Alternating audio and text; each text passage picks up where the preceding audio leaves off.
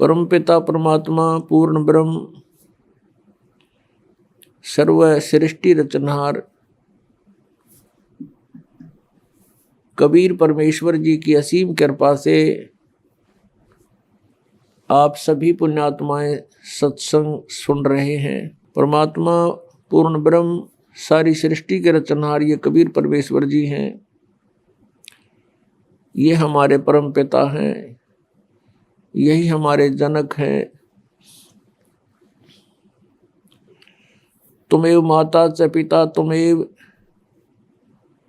तुमेव बंधु च सखा तुमेव विद्या च द्रोण तुमेव सर्व मम देव देव। ये वो परमात्मा है जिसमें ये सभी गुण विद्यमान हैं। माता पिता वाले गुण ज्वाइंट है मालिक में, और बंधु यानी जो भाई है, भाई के गुण भी, ब्रदर के गुण भी परमात्मा में विद्यमान है, और सखा मित्र के गुण भी परमेश्वर में ही हैं। और संसारिक बंधु, संसारिक सखा मित्र ये खरे नहीं उतरते प्रत्येक कसौटी पर। तुमेव विद्या च द्रोण तुमेव, और परमात्मा में ही हमारा धन है। कबीरा सब जग निर्धना धनवंता ना कोय, धनवंता सो जानियो जप राम नाम धन होवे।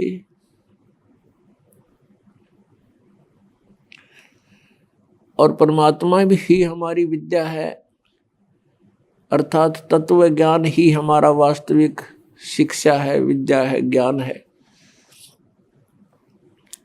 ये आध्यात्मिक विद्या हमारे पास नहीं है तो संसारिक विद्या केवल रोजी रोटी पेट के निर्वाह के लिए ही होता है, ये पर्याप्त नहीं है। तुमेव सर्व मम देव देव, हे सब प्रभुओं के भी प्रभु, सब देवों के देव, भगवानों के भगवान यानी सुप्रीम पावर, हे सर्वशक्तिमान, सबके मालिक, आप ही हमारे सर्वस्व हो, सब कुछ हो। पुण्यात्मा, जिस समय आप जी को अध्यात्म ज्ञान हो जाएगा उस समय आप समझ पाओगे सचमुच एक परमात्मा को छोड़ के इस संसार में अपना कुछ भी नहीं है। परमात्मा स्वयं आकर के ये तत्व ज्ञान सतलोक से आकर के हमें बताते हैं, काया तेरी है नहीं ये माया कहाँ से होवे, चरण कमल में ध्यान रखो इन दोनों को खोए। नंगा आया जगत में नंगा ही तू जावे, बीच में ख्वाबी ख्याल है ये मन माया भरमावे।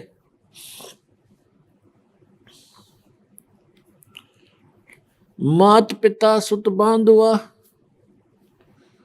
क्या देख बुलाना रे, इनमें तेरा कोई नहीं क्यों बया दीवाना रे।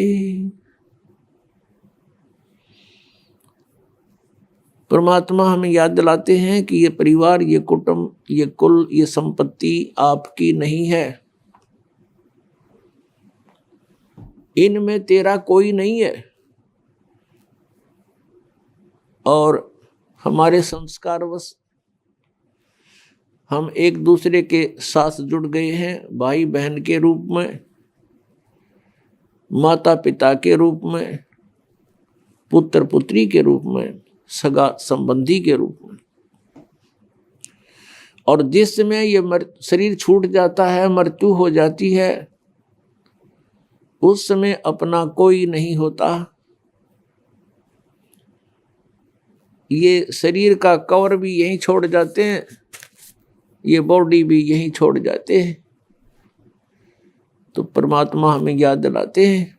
परमात्मा कहते हैं कि तुम यहाँ के वासी नहीं हो, आपका ये ठीक ठिकाना नहीं है, आपका ये स्थायी स्थान नहीं है। 21 ब्रह्मांड के अंदर परमात्मा कहते हैं तुम्हारा मूल स्थान नहीं है, ठिकाना नहीं है। जैसे आप जी का यहाँ जन्म हुआ, मृत्यु होते ही चलो चलो, फिर पुण्य के आधार से स्वर्ग, पाप के आधार से नरक। जब स्वर्ग का समय पूरा होता है तो वहां से भी मृत्यु, चलो नरक में डालो, नरक का समय पूरा होते ही चलो।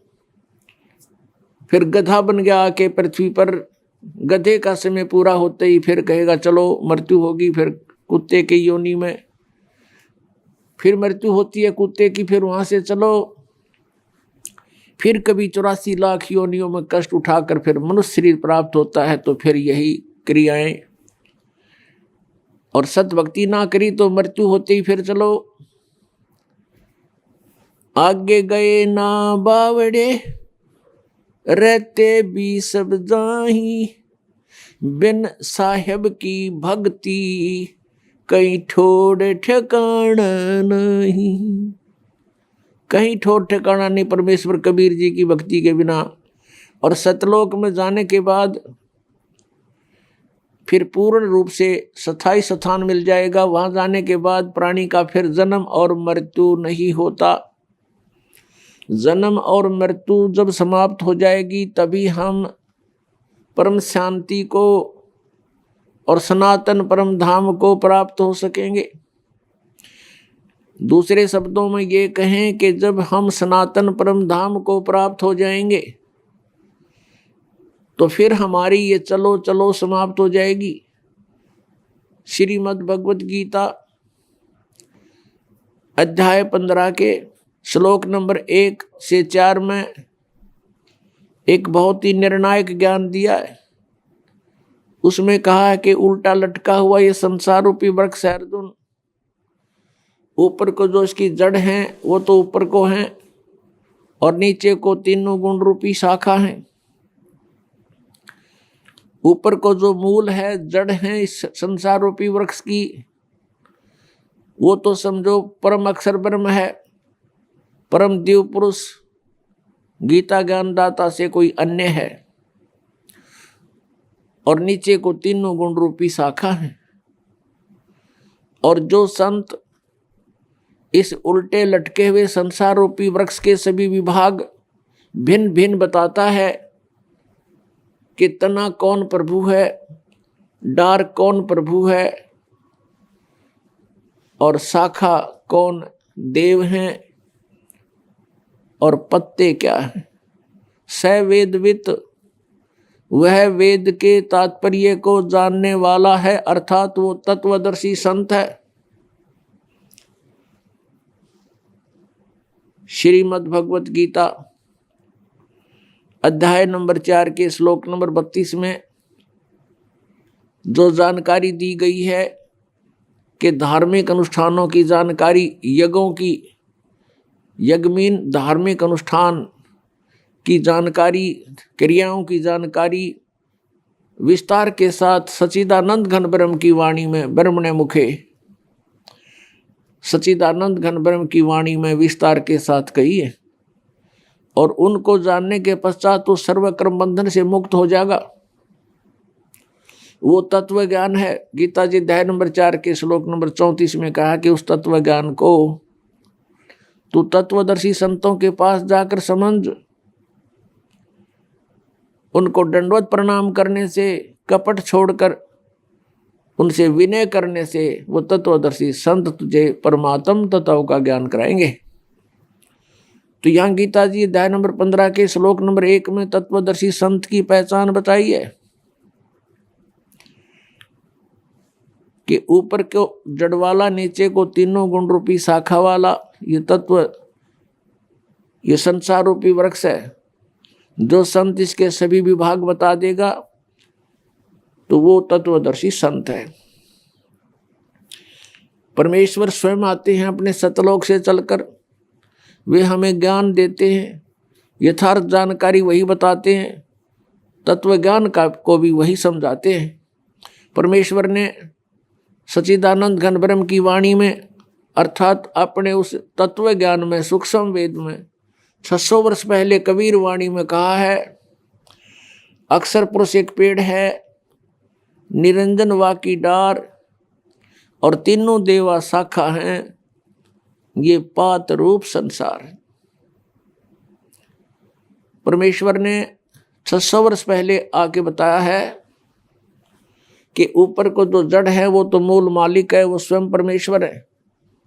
उससे बाहर जो तना दिखाई देता, पृथ्वी से बाहर जो तुरंत जो भाग जो हिस्सा पेड़ का दिखाई देता है उसको तना कहते हैं।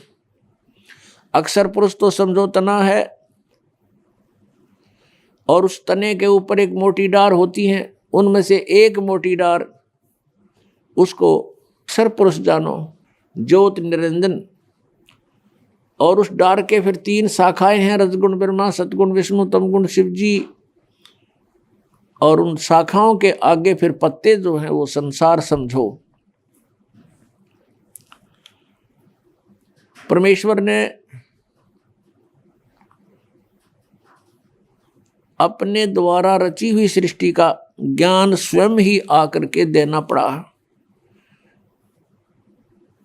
और परमेश्वर के ज्ञान के अतिरिक्त जो भी हम सुनते रहे वो कोरा अज्ञान था, लोकवेद था। पुण्यात्माओं, परमेश्वर ही स्वयं आकर के ज्ञान देते हैं,